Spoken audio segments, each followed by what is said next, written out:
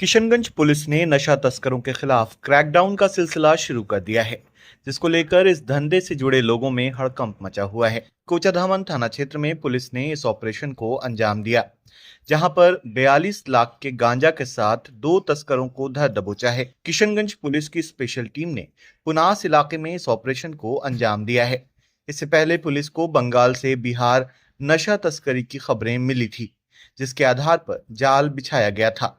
वाहन चेकिंग के दौरान कार की डिक्की में रखे सूटकेस और बैग से 80 किलो 900 ग्राम गांजा बरामद हुआ। इसके अलावा तस्करों के पास से 14,820 रुपए नगद भी मिले हैं। पुलिस ने मौके से उत्तराखंड के देहरादून निवासी 59 वर्षीय विपिन पवार और किशनगंज निवासी 56 वर्षीय मुजीबुर रहमान को गिरफ्तार किया है। पुलिस के मुताबिक बरामद गांजे की अंतर्राष्ट्रीय बाजार में कीमत करीब 42 लाख रुपए आंकी गई है। तस्करी से जुड़े नेटवर्क के बारे में जानकारी जुटाई जा रही है और इस गिरोह से जुड़े अन्य लोगों की भूमिका की भी जांच की जा रही है। जैसा कि आप सभी को पता है कि हम लोग नशा मुक्त किशनगंज अभियान के तहत लगातार मादक पदार्थों की तस्करी पर कार्रवाई कर रहे हैं और दूसरी तरफ जागरूकता अभियान भी चला रहे हैं। इसी कड़ी में हमारी टीम को और हम लोगों को एक सूचना लगातार प्राप्त होती है और कल दिनांक 26/8/2026 सूचना प्राप्त हुई थी कि कुछ तस्करों के द्वारा मादक पदार्थ की तस्करी करके एक बड़ी खेप जो है इस जिला से जाते हुए वो दरभंगा की ओर जा रही है। उस सूचना के सत्यापन एवं कार्रवाई के लिए SDPO 2 के नेतृत्व में एक टीम का गठन किया गया, जिसके द्वारा उस टीम के द्वारा जो है जांच प्रारंभ की गई। ये कोचाधामन थाना में पुनास गांव के पास, और वहाँ पर इसी क्रम में रहमतपाड़ा चौक की तरफ से एक एर्टिगा गाड़ी आ रही थी, जिसको रोकने पर और फिर तलाशी का नियम का पालन करते हुए तलाशी लेने पर उसमें से 80.96 पैकेट में 80 kg से अधिक गांजा की बरामदगी हुई है। और इसमें 2 महत्वपूर्ण तथ्य आए हैं जो काफ़ी इम्पोर्टेंट है हमारे लिए।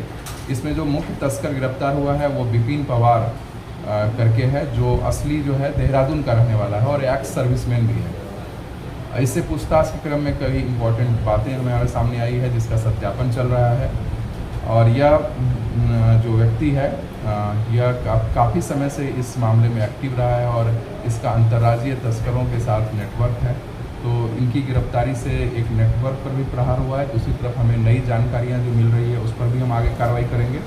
दूसरा जो तस्कर इसके साथ गिरफ्तार हुआ वह यहीं किशनगंज का रहने वाला है, मुजीबुर रहमान।